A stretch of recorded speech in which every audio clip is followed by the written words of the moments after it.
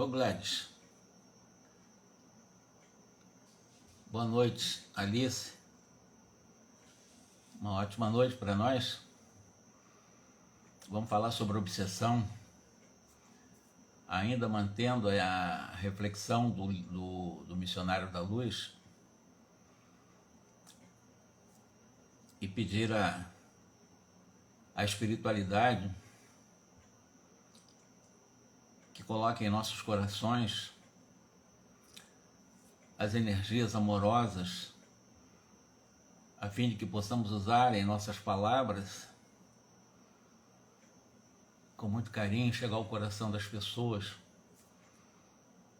Penha, tudo bem, Penha? Penha, você chegou a trabalhar no Inmetro, sim ou não?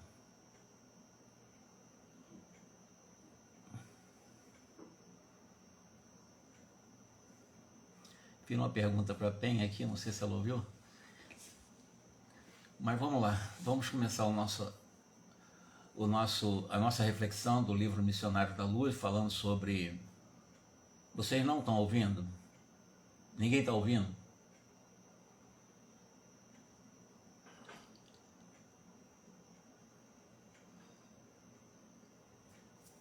É.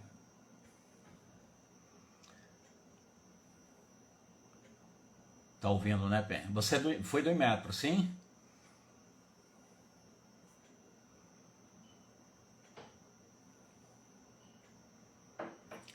Desculpe aí, porque nós temos só uma hora também. O Instagram, ele não salva a nossa live, o nosso estudo, que é um estudo reflexivo, e não é um estudo simples, é um estudo muito difícil para mim, inclusive. Eu estou fazendo estudos de 5 livros de André Luiz. Estou fazendo Missionário da Luz. Eu fiz e terminei o nosso Lar, entrei em Mensageiros agora. Estudamos e terminamos Obreiros da Vida Eterna, Ação e Reação. Estou fazendo o livro do Espírito. Estou fazendo o livro dos Médiuns. Então a gente está estudando bastante, aproveitando essa nova possibilidade de estudarmos juntos, né? Na realidade, nós lemos, estudamos, refletimos. A última reunião nossa, o André Luiz, participando de um trabalho de desobsessão, em que foi explicado que um trabalho de desobsessão não pode ter muitos médiuns, porque há uma heterogeneidade de vibrações, de frequências, do qual não favorece o trabalho desobsessivo. E lá pelas tantas ele perguntou ao Alexandre se todo obsidiado era médium. Porque há amigos meus que defendem a ideia de que nem todo mundo tem mediunidade. E o Allan Kardec, ele faz uma afirmação contrária dessa afirmação, desse amigo meu, que é pesquisador também, de que todos os seres humanos têm, em maior ou menor grau, a mediunidade. Então a mediunidade é embrionária em todos os seres humanos, uns com maior potencialidade e outros com menor, mas todos têm em latência a própria mediunidade. E o André Luiz, ele perguntou se todas as pessoas obsidiadas são médiums, na acepção da palavra médium. E o instrutor, que é o Alexandre, explicou para ele, né, de que, inclusive os espíritos também, né, os desencarnados, todos somos, em vista de sermos intermediários do bem que procede do mais alto. Quando nos elevamos, os portadores do mal, colhidos nas zonas inferiores, quando caímos em desequilíbrio. O obsidiado, porém, acima de médium de energias perturbadas, é quase sempre um enfermo, representando uma legião de doentes invisíveis ao olhar humano. Por isso mesmo, constitui todas as circunstâncias um caso especial, exigindo muita atenção, prudência e carinho. Então, ele responde para o André Luiz e para nós, de que uma pessoa em processo de obsessão, ele também é médium. Nossos irmãos no grupo mediúnico, segundo ele, o André Luiz, agem acertadamente, entregando-se ao trabalho com alegria, porque todo esforço nobre resulta um bem que fica indestrutível na esfera espiritual. Em outras palavras, um trabalho mediúnico, num trabalho de desobsessão, o esforço, a nobreza do esforço que o médium ele dedica para um trabalho de desobsessão, acaba resultando no que ele chama realmente de um bem que fica indestrutível na região espiritual. No entanto, deveriam ser cometidos nas promessas de melhoras imediatas no campo físico. Por quê? Porque aquelas pessoas, vamos lá para o centro espírita, que lá você vai ser curado. Vamos lá para um trabalho de obsessão, que você vai ser curado. Não existe isso, meus irmãos. O negócio foi curado de desobsessão e, às vezes, como ele diz aqui, né, promessas de melhoras imediatas. Isso não acontece, é impossível. Em todos os argumentos possíveis, é impossível alguém conseguir um processo de alívio, de cura espiritual imediato. Não existe essa possibilidade, é zero, absolutamente zero, segundo o Alexandre, e tudo que eu estudei em quase 50 anos de estudo espírita. Não existe desobsessão como passe de mágica, não existe isso. Jamais deveriam formular julgamento prematuro em cada caso, porquanto na obsessão é muito difícil identificar verdadeiramente quem é a vítima. Porque nós atribuímos aos chamados desencarnados vítimas, na realidade nós vítimas deles, mas nessa relação, nessa conexão entre espírito desencarnado doente, e nós também não somos sãos assim, nessa ligação, nessa conexão de pensamentos, de sentimentos, de emoções, etc., quem é vítima de quem? Porque nós repetimos, dizemos que nós somos vítimas dos obsessores, mas muitas vezes os chamados obsessores é que foram e ainda são as nossas vítimas. Então é muito problemático alguém prometer curas imediatas num centro espírita para as pessoas perturbadas espiritualmente, como se isso fosse acontecer. Não vai acontecer. Todo o trabalho de obsessão é muito complexo, tanto é que esse trabalho de desobsessão é um grupo normal, é um grupo que normalmente é composto com 18, 19 pessoas, segundo ele conta aqui nos capítulos anteriores, mas para desobsessão, no máximo 6 pessoas, além das pessoas que vão receber o tratamento.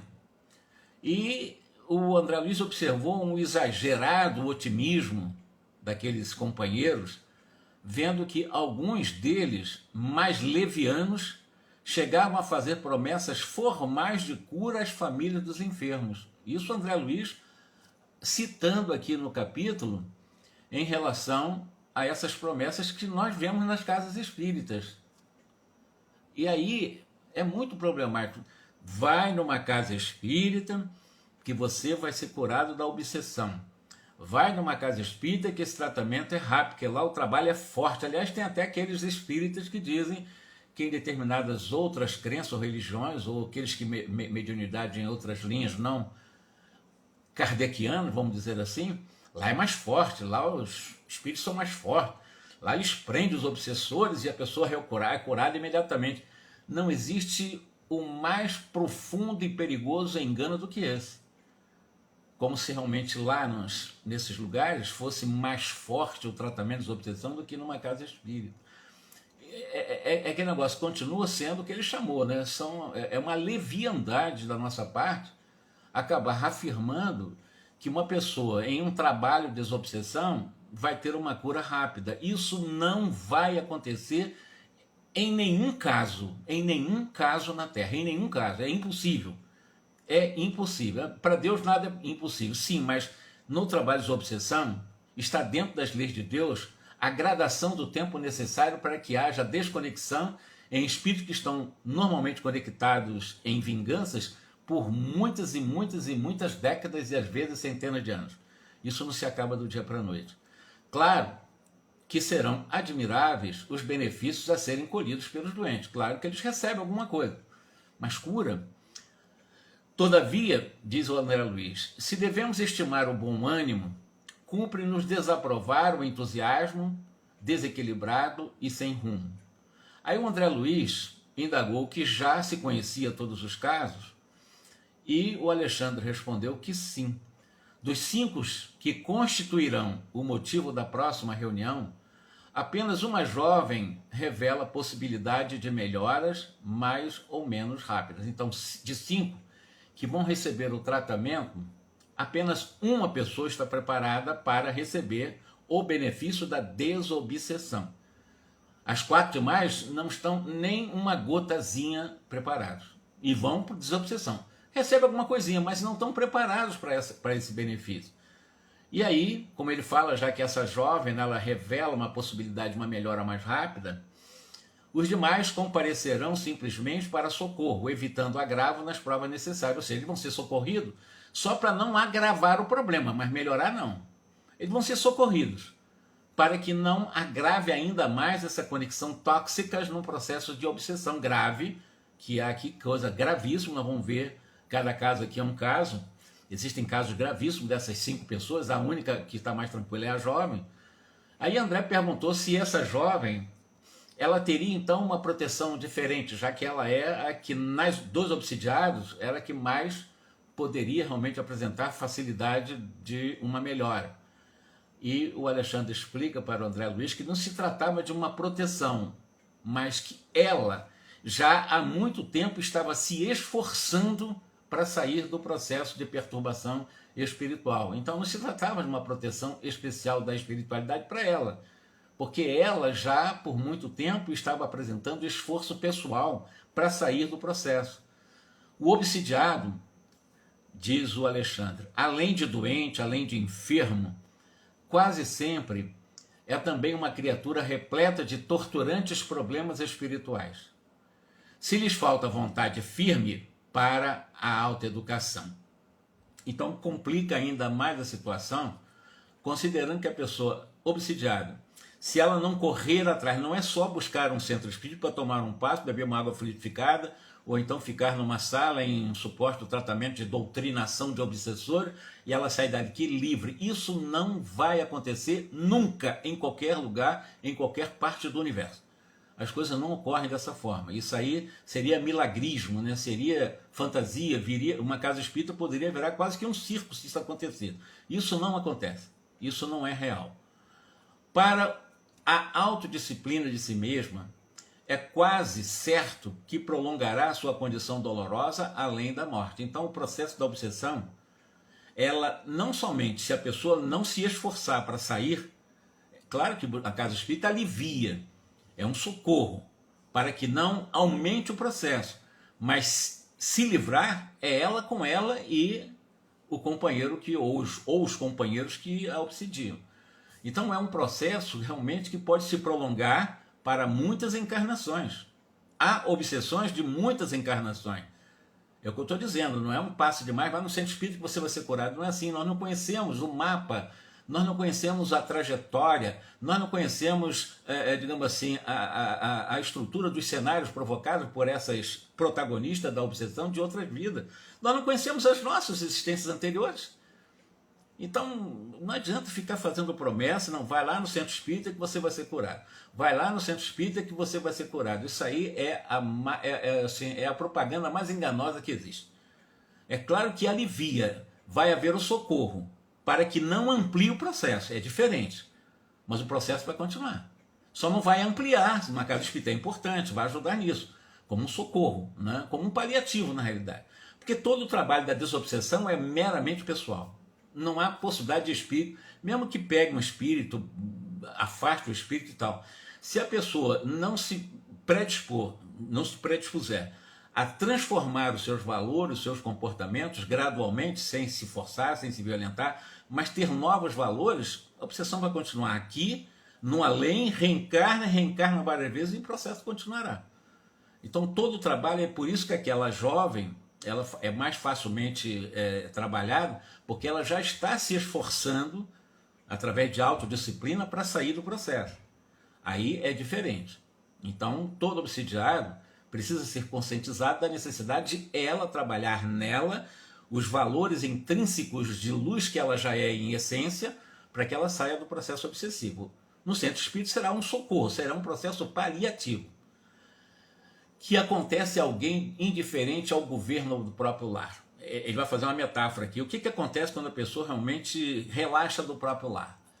será assediado por 1001 questões no curso de cada dia, acabará vencido, convertendo-se em joguete das circunstâncias.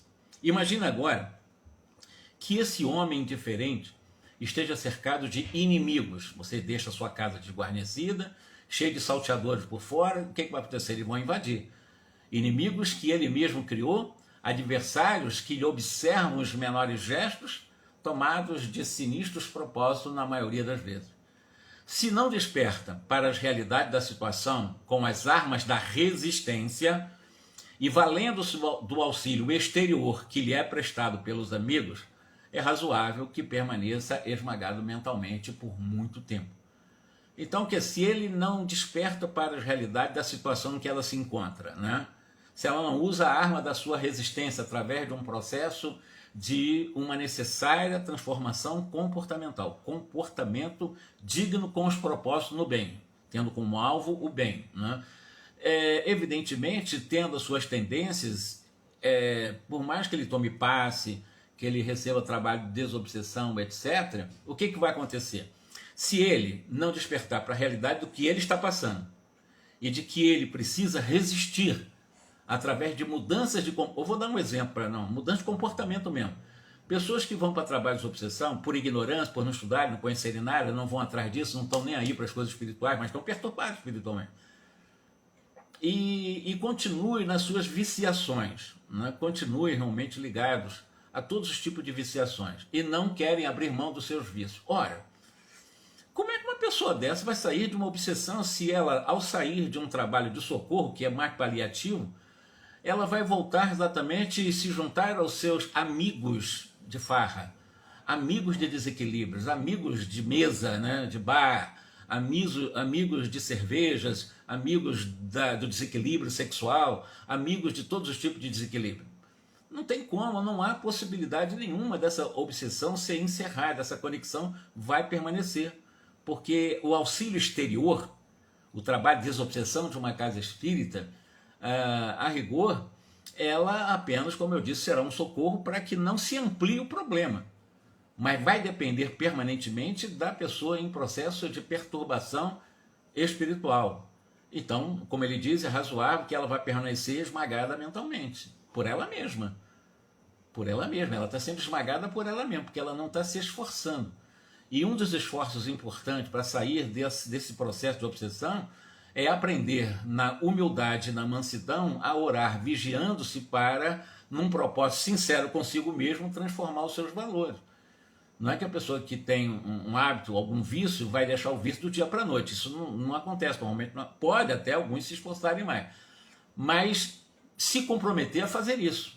Ou seja, vou buscar novos valores para que eu não atraia exatamente os espíritos que me levam a tanto destrambelhamento emocional, neurológico, físico, mental, totalmente perturbado. Aliás, o grande problema, a grande pandemia do mundo não é um coronavírus, não é a Covid-19, não. A pandemia mundial, eu digo a pandemia é mundial, é claro, é redundante, mas a pandemia é a obsessão, no mundo inteiro. É o processo obsessório. A obsessão levou a várias guerras, a Primeira e a Segunda Guerra foram um processo obsessivo gravíssimo. Sou eu que digo não. São os mentores de André Luiz no livro Nosso Lar, quando ele vai analisar a Segunda Guerra Mundial. Prova de que as guerras foram forjadas, foram criadas e ainda são por um processo obsessivo. Os espíritos encarnados é que interferem no governante para fazer a guerra. Para quem não sabe disso, então as guerras são oriundas do processo obsessivo. Então eu repito, pandemia, e eu não conheço vacina para uma pandemia tão gravíssima como a obsessão coletiva, do que o evangelho, do que o amor, do que a prática da mudança ou ressignificação dos vícios em virtude, mudarmos, ressignificarmos o nosso eu. Não há outro caminho. E como isso não é tão simples, as guerras continuarão ainda por um período na Terra, infelizmente, porque o homem, entre optar sobre o bem e o mal, eles permanecem no bem transitório. Na realidade é mais o mal do que o bem verdadeiro, né? Porque a renúncia, é a humildade, é você trabalhar permanentemente para que transforme o velho Jorge em um novo Jorge. É fácil? Não. É difícil também não. É muito trabalhoso. Dá trabalho, mas é aquele negócio. Ninguém sobe uma montanha correndo, andando. Para subir uma montanha, uma cordilheira, nós precisamos escalar. E escalar dá trabalho, muito esforço, cansaço. E dependendo dos apetrechos que eu levo para poder me garantir lá em algum momento em uma certa altitude com muito frio. Então é isso, o trabalho de autorreforma, de tornar uma nova pessoa, é uma escala de montanha. Não é uma coisa assim. Por isso que as pessoas se acomodam nos vícios para fingir que não está nada errado, fazer que está tudo bem, só na realidade narcotizando os seus vícios, as suas inclinações e mantendo-se ainda nas sombras do ego, né? Esta a definição da maior percentagem dos casos espirituais de que estamos tratando. Não representa, porém, a característica exclusiva das obsessões de ordem geral. Existem, igualmente, os processos trabalhosos de resgate, em que, depois de afastados, os elementos da perturbação e da sombra perseveram em situações expiatórias. Ou seja, além, eles podem realmente, em algum momento, afastar os obsessores, como ele diz, elementos de perturbação da sombra. Mas existe um outro problema, além do obsidiado ter um obsessor. Ele precisa passar por um processo de resgate do que ele fez no passado, né? Que nós chamamos de processo de expiação. E a expiação é necessariamente ele fazer o bem no mal que ele fez no passado. Ele precisa corrigir o mal feito através de um bem feito. Isso então, também dá trabalho nesse sentido, porque de alguma forma você está num cenário que você construiu no passado. É o mesmo cenário com o convite para você reparar os erros que ficaram no passado. Então já é um outro tipo de perturbação. Se a pessoa não perseverar nessa situação expiatória, ela acaba sendo esmagada mentalmente na Terra.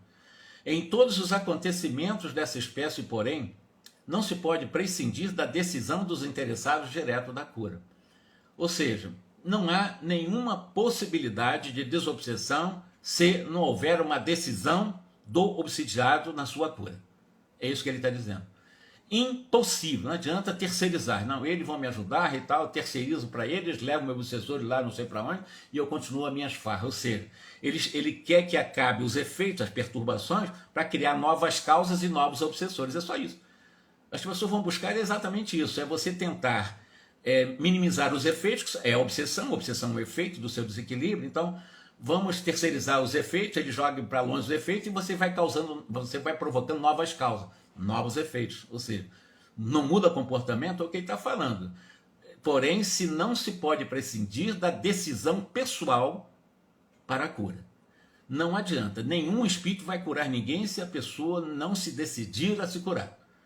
É impossível, então pode até aparentemente, paliativamente, pensar, agora eu estou aliviada, tomei um passo, que maravilha, eu estou aliviado, mas continua com os mesmos vícios, continua com as mesmas tendências, e sempre atraindo aquele que os espíritos estão se esforçando para manter um pouco distante, para aliviar os tóxicos das energias mentais daqueles que os perseguem, para que ele possa, nessa liberdade tóxica de energias pesadas dos obsessores, poder decidir e se manter no caminho do bem e não na viciação. Não se faz santo do dia para a noite, eu certo. Mas eu não falo nem santificação, é você viver com mais saúde mental ou espiritual. Não é se santificar, é você se tornar mais saudável. E você para ser, então você tem que se tornar santo. Ninguém tem que virar santo, não. Mas no mínimo mais saudáveis nós precisamos ter mentalmente, né? Agora, se for preciso santificar, ótimo. Mas alguns trilhões de anos para frente nós para podermos nos tornar santos, né? Não podemos realmente nos afobar com esse aspecto, não. Se o obsidiado está acomodado na posição de desequilíbrio, ele tem que esperar. Primeiro, o que ele vai ter que esperar? Se ele continua no desequilíbrio. É Alexandre que está falando isso. Se o obsidiado está acomodado na posição de desequilíbrio, há que esperar, primeiro, o término da sua inércia, na sua acomodação, nos seus ganhos secundários. O que é isso? Você se acomoda, terceiriza, né? Vai lá para o centro espírita, toma um passozinho, bebe água do fluidificado, depois continua com o mesmo provocando novas causas. Você vai tentar resolver os efeitos e vai buscando novas causas. Resolver os efeitos, fica nesse pêndulo, você nunca vai sair dessas condições. Numa encarnação, noutra encarnação, noutra encarnação. É preciso o esforço pessoal, como essa jovem, das 5 que estão recebendo tratamento, já está apresentando. Então ela está mais facilmente tratável do que os demais. E nós vamos ver quem são cada um deles. Por exemplo, sair da inércia, reduzir a rebeldia que é própria, todos nós somos muito rebeldes, Nós somos rebeldes e nós atribuímos exatamente aos outros os problemas que nós passamos. Não, ele me incomoda, ele me perturba, meu obsessor me perturba, aquele vizinho me perturba, quer dizer, todo mundo me perturba. Nós sempre damos autoridade aos outros, às coisas, aos vizinhos, para nos perturbar. Quer dizer, nós sempre colocamos nos outros como se fosse causa das nossas perturbações, não. Na realidade, eu me perturbo por causa dessas coisas, aí é diferente. Eu centralizo em mim a causa da minha perturbação, aí o trabalho é diferente. O trabalho não é eu ficar prevenido contra os outros que estão fora de mim, mas um trabalho comigo, porque eu sou a causa do meu desequilíbrio. Ah, ele me perturba. Não, eu me sinto perturbado por causa do outro. Isso é uma voz passiva. Na realidade, é eu que me perturbo por causa dos outros. Não são os outros que me perturbam. Enquanto nós estamos jogando para fora de nós não estamos corrigindo o que nós precisamos corrigir em nós. Então, considerando essa realidade, sair da inércia, reduzir a rebeldia e nos afastar da ignorância que oculta a compreensão dessas verdades que eu estou falando para vocês. É muito fácil dizer, meu marido, tem uns que dizem, meu marido me perturba, minha esposa me perturba. Não, ela não perturba. Eu me sinto perturbado por aquilo que ele faz ou por aquilo que ela faz. Na realidade, o problema não está lá, o problema está em mim. Ah, mas ela é muito difícil. Não, o difícil sou eu. Eu é o que faço as pessoas serem difíceis. Não é que elas são difíceis. No fundo, é eu que sou a causa de achar que os outros são difíceis. Então, se o problema está em mim, se a solução está em mim, eu preciso convergir para mim a solução.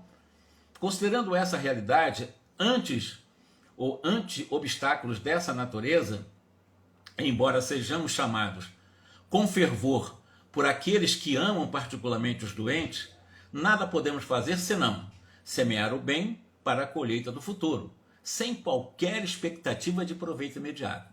Alexandre. Então ele está falando, nós não podemos fazer nada, senão semear o bem, nós vamos continuar semeando o bem nos trabalhos de obsessão, né? Sabendo que em algum momento a colheita poderá vir no futuro, mas sem qualquer expectativa de um proveito imediato. Nós não vamos parar de trabalhar não, mas dizer que vai ser uma coisa proveitosa imediatamente, não vai. Porque as pessoas vão continuar com seus vícios, vão continuar rebeldes, vão continuar orgulhosos, vaidosos, prepotentes nos vícios. E outra coisa, como eu falei, você vai para a desobsessão, então você vai para resolver um efeito. O efeito é a obsessão, o efeito é aquilo que está te trazendo problemas, é efeito do seu desequilíbrio. Então você vai resolver o efeito, mas continua provocando novas causas, outros processos obsessivos vão ocorrer. Então a desobsessão não é uma coisa tão simples assim, né? Como chega a algumas religiões, alguns credos, algumas crenças, né? Que as pessoas dizem realmente que eu agora aceitei Jesus, eu agora aceitei a luz, eu sou uma nova pessoa. Impossível com todas as letras, ninguém se transforma do dia para a noite. Não, agora eu sou uma nova pessoa, não existe isso. Na face da Terra e em todo o universo não existe isso. Ninguém se transforma do dia para a noite. Não existe, não, agora eu senti a luz de Jesus, eu sou uma nova pessoa. É durante um períodozinho, ela vai escamoteando, ela vai usando o que nós chamamos de pseudo-virtudes de autoconversão. Não é uma conversão real, porque a conversão também é gradual. O processo de obsessão é gradual também. Por isso que eu digo, não existe desobsessão imediata. Todo o processo de desobsessão vai depender necessariamente da minha predisposição para me tornar uma nova pessoa. Aí sim, mas tornar uma nova pessoa, agora eu sou uma nova pessoa, já não fumo mais, não bebo mais, não vou para farra. Não é isso que eu estou falando. Isso tudo nós vamos desapegando gradualmente, sem sem a obrigatoriedade de, porque tudo que você faz por obrigação, na realidade você vai escamotear a virtude suposta do afastamento do vício. Não é isso. Porque toda vez que você faz as coisas por obrigação, eu vou dar um exemplo. Não, eu tenho que ser uma pessoa boazinha, porque senão meu obsessor vai me pegar lá fora do centro. Na realidade, o que eu estou com medo do obsessor. Então eu vou supostamente ser uma pessoa diferente com medo do obsessor. Não, eu tenho que ser boa para não ir para um umbral. Então eu tenho que ser boa para não ir para um umbral. Qualquer coisa que eu faço dizendo que eu tenho que, alguma coisa está errada.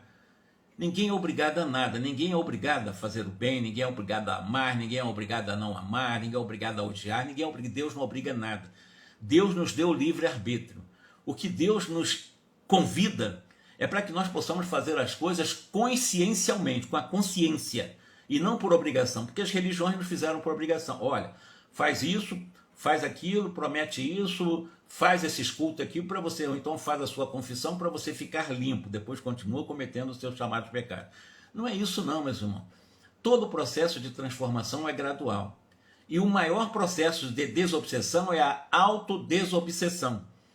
Quando você se ama, quando você se respeita, quando você se aceita, quando você se busca em você segurança, não há obsessor que vai te pegar. Não há essa possibilidade, porque você tem confiança, você tem segurança, você se valoriza, né? Você não se rejeita mais, né? Você se acolhe amorosamente. Então você está trabalhando com você, você é o seu grande terapeuta, você é o seu grande médico, você é a sua própria luz, porque nós somos luz. E quando Jesus pediu para que nós brilhássemos a nossa luz, é para que nós pudéssemos exatamente clarear a sombra do nosso mundo egóico, para que a consciência expandisse cada vez mais e as coisas transitórias realmente fossem ressignificadas. Então todo o trabalho de desobsessão, na realidade, necessariamente é um processo de desobsessão, porque eu sou o meu maior obsessor, eu sou o meu maior inimigo, como também eu devo ser o meu maior amigo, o meu maior chefe, o meu maior comandante, o meu maior sacerdote, o meu maior guia. Eu preciso ser tudo isso comigo. Eu não preciso, em algum momento, eu não preciso estar me inspirando nos outros para dizer, não, ele me traz paz, ele me dá felicidade. Ninguém dá paz para ninguém, ninguém dá felicidade para ninguém, isso é uma conquista individual. As pessoas podem ser uma boa referência, mas ele pode ser uma boa referência para você caminhar a sua estrada para você encontrar a paz. Então a paz não foi ele que te deu. Você encontrou a paz, embora ele tenha sido uma boa referência, mas não foi ele que te deu a paz. Ninguém dá virtude para ninguém. A virtude é uma conquista individualíssima, cada um conquista a sua virtude. É você que precisa se esforçar. Então isso é importante para nós. E na obsessão é a mesma coisa. É claro que os espíritos vão aliviar, eles vão afastar os espíritos em algum momento, mas enquanto o espírito pode estar em qualquer lugar do infinito do universo. Mas se tivermos em sintonia mental, ele pode estar no infinito, nós vamos estar em sintonia mental. Então não há desobsessão porque afastou o espírito, porque há sintonia, é a lei da sintonia. E aí, cadê a desobsessão? Então todo o processo está dentro de nós, o tempo todo. É você começar a parar para pensar, eu posso, eu consigo, eu sou capaz, eu mereço. São frases que nós usamos que eu acho importante para saber que todo o poder está em mim, toda a força está em mim. Não adianta eu terceirizar que os outros resolver meus problemas. Eu que crio e eu sou convidado a também resolver os meus problemas. Alexandre prosseguiu. A jovem que me referi está procurando a restauração das forças psíquicas por si mesma. Ela, diz Alexandre, tem lutado incessantemente contra as investidas das entidades malignas, dos obsessores, utilizando todos os recursos de que ela dispõe, por isso que ela está mais propícia ao processo da desobsessão. Por exemplo, ela utiliza a prece, ela utiliza o autodomínio e, sobretudo, que eu ensinaria a vocês, se vocês puderem aprender a fazer, a meditação, que ela utiliza também e o Alexandre lembra aqui. Então veja, a prece, o autodomínio e a meditação. Meditação é técnica para o autoconhecimento. Isso está aqui o Alexandre falando no livro, capítulo Obsessão, Missionários da Luz. Olha a importância da meditação. A meditação é você ter a capacidade, de alguma forma, fazer com que você trabalhe um pouco mais o seu mundo emocional, embora a gente fique muito mais ligado ao muito racional, porque o nosso cérebro tem a zona racional e a zona emocional, mas valorizarmos a zona emocional, porque a emocional ela verticaliza muito os nossos sentimentos. E com essa zona emocional você começa a fazer concentrações, meditações, visualizações, vivências visuais através da meditação.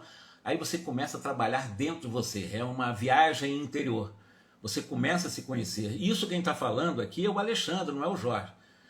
Ela tem lutado incessantemente, essa jovem, a única que está preparada para a desobsessão, contra as investidas dos obsessores, utilizando todos os recursos de que ela dispõe. Primeiro, a prece, o autodomínio e a meditação. Então veja como é importante. Meditação não é o blá blá blá blá blá, blá fazer virar zen, não é nada disso. São técnicas que nós aprendemos. E como nós somos do mundo ocidental, vivemos mais para o mundo externo do que o mundo interno, o oriental de raiz, não, o oriental de raiz, desde bebezinho, ele já aprende a viver o mundo interior. Isso é muito importante, nós começarmos a nos conhecer por dentro. Não ficar preso, escravo ao mundo externo e às pessoas também, e às coisas também, não. Você começar a viver uma parte bem íntima, você começar a se conhecer, a se valorizar E nessa valorização, você se respeitar. No autorrespeito você encontra segurança, você encontra auto-amorosidade, você encontra auto-afetuosidade, você encontra autossegurança. Mas é um trabalho que você faz pela meditação. 5 minutos. Ah, mas eu não tenho tempo, eu tenho que trabalhar, eu tenho que ganhar o pão e tal. Você pode meditar num trem, pode meditar no ônibus, você pode estar no shopping center, você pode meditar fazendo caminhada, você pode meditar. Basta você começar realmente a buscar em você o potencial emocional que você já tem em latência, através da criação de boas imagens, pensamentos melhores. Porque todo pensamento é fruto de um mapa cognitivo que nós temos. Cognição é aprendizado, né? Então, tudo que nós aprendemos vai para o mundo mental. E é do mundo mental que saem os pensamentos. O pensamento é a decodificação desse mapa mental que nós trazemos. Se eu leio coisas boas, eu vou ter coisas boas, meus pensamentos tenderão a ser coisas boas, porque é do mapa mental que eu trago o pensamento. Mas se eu leio coisas ruins, se eu converso coisas ruins, se eu só penso coisas ruins, sou pessimista, como é que está o meu mundo mental? Uma lixarada só. De onde vai vir meu pensamento? Do mundo mental. Meus pensamentos serão bons? Não. E os pensamentos negativos vão atrair pensamento negativo. E ao contrário, os pensamentos positivos vão atrair pensamento positivo. Meditação é você começar a fazer uma limpeza interior. É você valorizar as coisas boas que você tem. Mas para isso você precisa fazer bons livros, ler bons livros, boas conversações, né? Assistir bons programas, conversar coisas sadias, para você ir limpando esse mundo subconsciencial. E o nosso lixo subconsciencial constitui em torno de 95% do nosso mundo mental. É muita coisa, só 5% que é coisa boa. 95% é muito lixo nós temos ali. Muita coisa, muito bagulho que tem ali. E o meu pensamento vem disso. Então vem de 95% de coisa desarramada ali, que é o meu mapa cognitivo. O que é mapa cognitivo? É um mapa de aprendizados que eu tenho. E os pensamentos vêm automaticamente dessa lixarada. Aí eu fico pensando coisas ruins o tempo todo, alimento, continuo alimentando, e numa monoideia eu entro em obsessão. Auto-obsessão e às vezes até no extremo as loucuras, chamadas psicopatologia mais grave. Mas tudo do mundo mental. Tudo parte de cá, não de lá. Tudo de dentro de mim, não de lá. Não adianta acusar os obsessores. Isso parte de mim. A meditação é importante, a prece é importante, o autodomínio é importante. Reconhece-se, em questão do autodomínio, que a menina utiliza, que o Alexandre cita aqui no capítulo. Olha só. Reconhece o verdadeiro espírita e o verdadeiro cristão pela sua transformação moral. Isso é básico. Transformar os seus valores morais. E pelo esforço que ele emprega para dominar as suas más tendências. Olha o domínio aí. Dominar as más tendências. Isso está lá com Allan Kardec. Então, o domínio é muito importante. Me entregar, relaxar o meu pensamento, minhas emoções, realmente a minha vida vai ser bagunçada o tempo todo. Durante uma encarnação, outra encarnação, enquanto eu não trabalhar e me rearrumar por dentro. Esse é meu mundo mental. Não está esperando o milagre da cura sem esforço essa menina, diz aqui o Alexandre. E não obstante terrivelmente perseguida por seres inferiores, essa menina vem aproveitando toda a espécie de ajuda que os amigos de nosso plano projetam em seu círculo pessoal. A diferença, pois, entre ela e os outros 4 é a de que, empregando as próprias energias, ela entrará, embora vagarosamente, em contato com as nossas correntes auxiliadoras. Ao passo que as outras 4 obsidiadas continuarão, ao que tudo faz crer, na insensibilidade dos que abandonam voluntariamente a luta edificante de si mesmo. Alexandre. Aí André compreendeu o esclarecimento, esperou a noite de socorro aos obsidiados. Não decorreram muitos dias, e em companhia de Alexandre, André penetrou o conhecido recinto, que é aquela sala mediúnica. O pessoal estava agora reduzido. Em derredor da mesa reuniu-se tão somente 2 médiuns e 6 irmãos experimentados no conhecimento e na prática de problemas espirituais, e os 5 enfermos, os 5 obsidiados em tratamento. Então esse é o cenário que o André Luiz encontrou no trabalho de obsessão. Os enfermos, em número de 5, apresentavam características especiais. 2 deles, uma senhora, relativamente jovem, e um cavalheiro, maduro, demonstravam enorme agitação. Desculpa. 2 outros, ambos moços e irmãos consanguíneos, pareciam completamente imbecilizados. E por último, observamos a jovem, essa que eu falei agora, né? A que Alexandre se referia, que se controlava com esforço ante o assédio de que era vítima. As entidades obsessoras que rodeavam os doentes compareciam em grande número. Nenhuma delas nos registrava a presença, é claro, estão numa vibração tão densa, né, em virtude do baixo padrão vibratório em que se mantinham, mas se sentiam à vontade no contato com os obsedados. Estavam à vontade ali naquele grupo. Permutavam impressões entre si, com grande interesse, e através das conversações deixavam perceber os seus terríveis projetos de ataque e vingança. André Luiz seguia-lhes atentamente a movimentação, quando foi surpreendido com a chegada de dois amigos do mundo espiritual, para os quais olharam os obsessores com um certo receio. Na realidade, para os quais olharam os obsessores com certo receio. E, em outras palavras, esses obsessores que estavam ali acompanhando as 5 pacientes, eles ficaram com medo desses dois espíritos que chegaram lá. Eles não observaram Alexandre, não observaram André Luiz, mas esses dois eles perceberam. Alexandre explicou que são nossos intérpretes junto das entidades perseguidoras. Então, esses dois que chegaram seriam o intérprete de Alexandre, etc. Em virtude da condição em que se encontram, podem ser percebidos por elas e manter uma estreita ligação conosco ao mesmo tempo. Então, são espíritos que seriam médios verdadeiramente. Então, tanto eles tinham contato com os obsessores, como captavam também o que o Alexandre, que era o comandante do trabalho, estava emitindo para esses obsessores. Alexandre explicou que eles já se encontravam de posse das instruções precisas ao trabalho da noite. Então, aqueles dois espíritos chegaram lá, que seriam o intermediário do Alexandre, os espíritos que estavam ali, e esses obsessores, e eles já foram muito bem orientados, instruídos para aquele trabalho daquela noite. Os obsessores corrigiram de algum modo a linguagem que lhes era própria ao avistarem os dois missionários. O André, ele verificou pela transformação à vida que ambos já eram conhecidos de todos, ou seja, os obsessores já conheciam também os espíritos que estavam ali, os que vão trabalhar para tentar doutriná-los.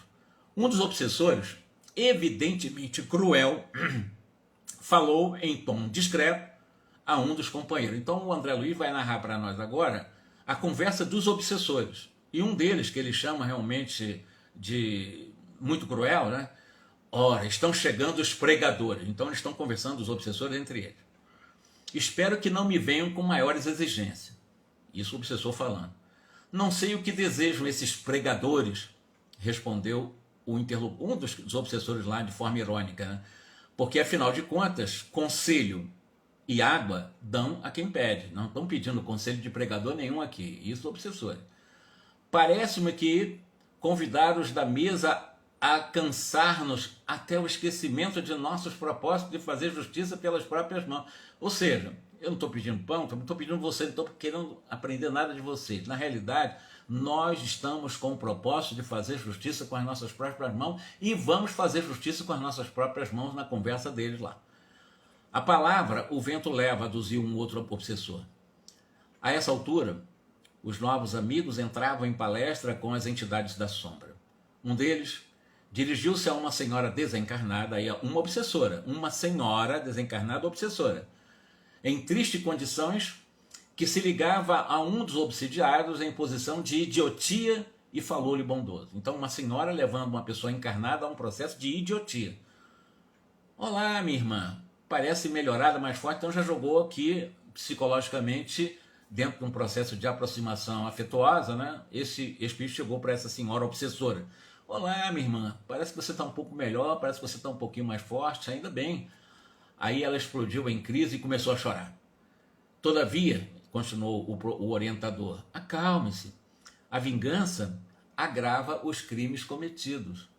Para restabelecer a felicidade perdida, minha amiga, é necessário esquecer todo o mal. Aí continua, vai começar a doutrinação dessa senhora que leva uma pessoa a um processo de idiotia na Terra. Enquanto abrigar pensamentos de ódio, não poderá atingir as melhoras do que você deseja. A cólera perseverante constitui estado permanente de destruição, minha irmã.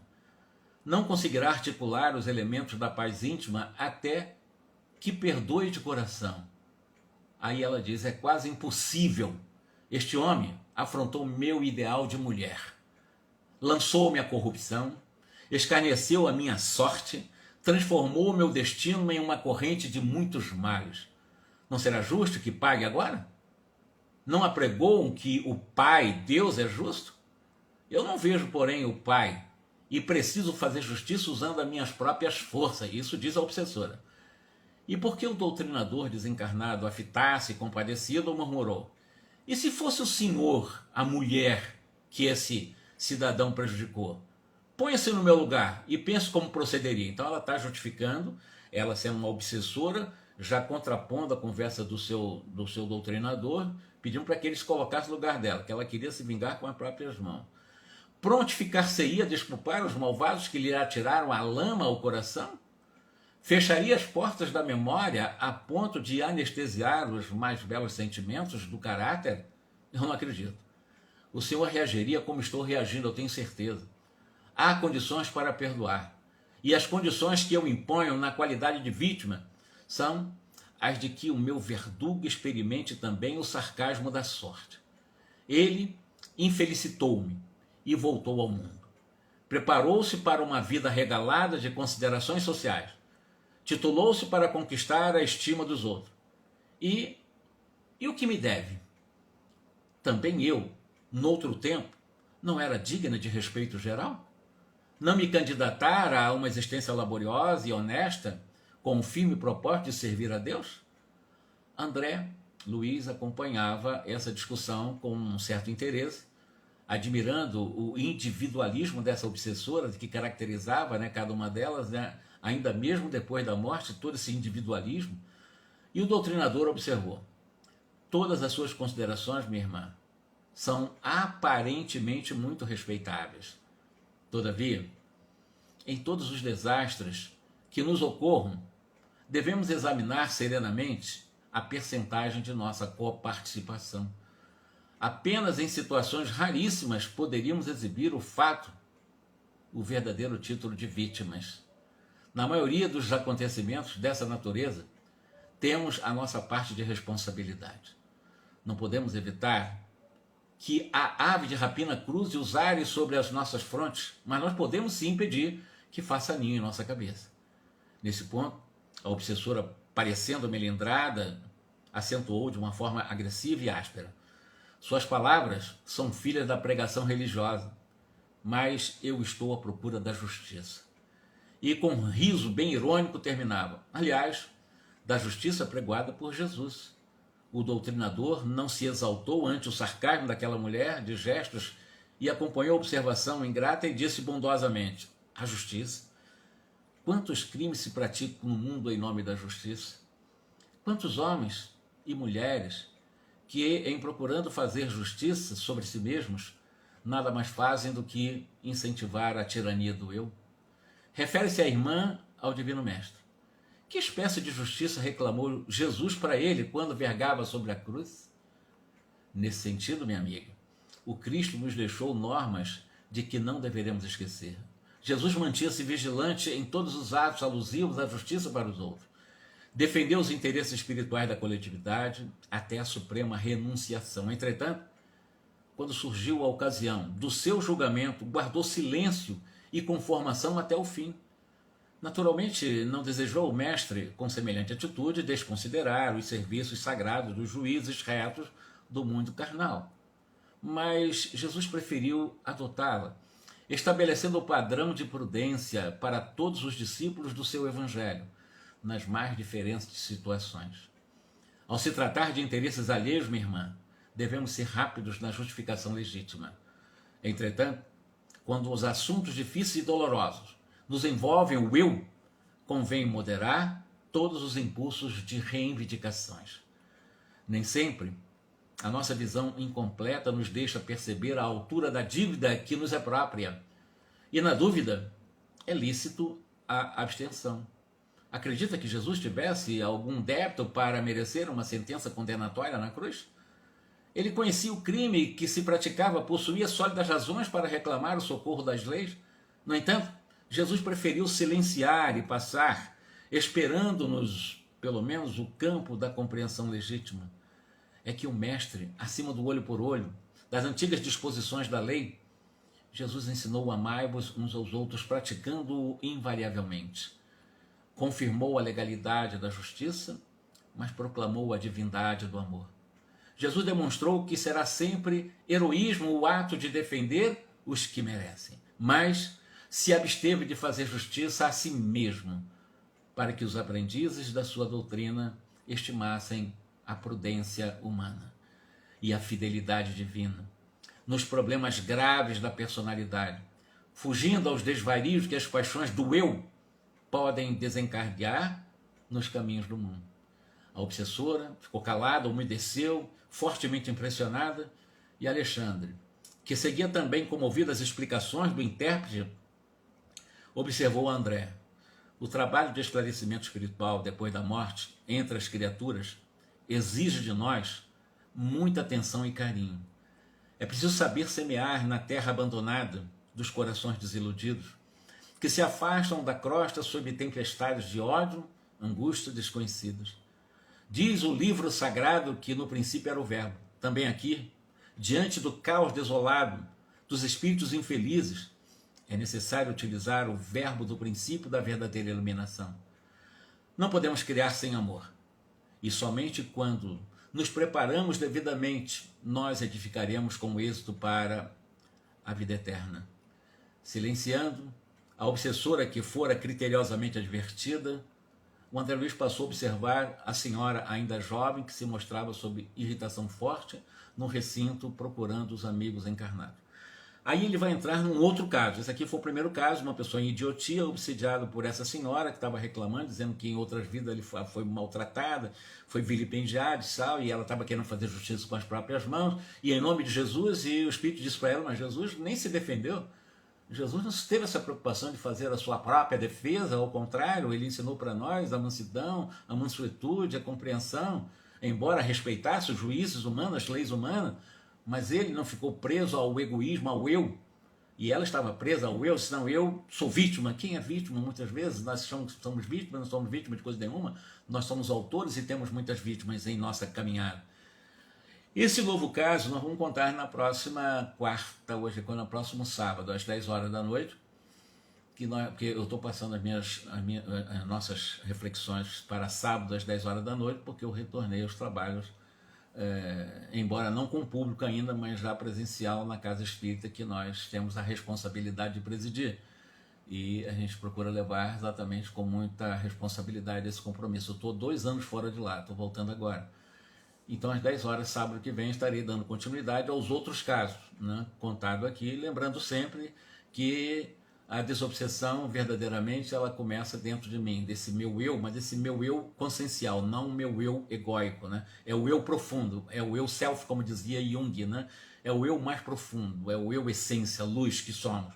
E não o eu sombra, que é o mundo egóico, que é transitório e tal, que hoje tem uma personalidade. Então nós temos a consciência, que é o eu puro, nós temos o chamado a sombra, que é o mundo egóico, evidente e mascarado, e tem uma personalidade, que precisa estar a serviço desse eu profundo. Então é um eu menor que deveria estar a serviço do eu maior, que é a minha consciência, que é a luz que nós somos já. Isso com o tempo vocês vão entender que são linguagens bastante no campo da psicologia transpessoal, proposta lá em algum momento por Joana de Anjos, né? Que Jesus nos abençoe. E até sábado que vem, às 10 horas da noite, nós vamos dar continuidade aos outros casos de desobsessão. Um grande abraço para vocês, muitíssimo obrigado.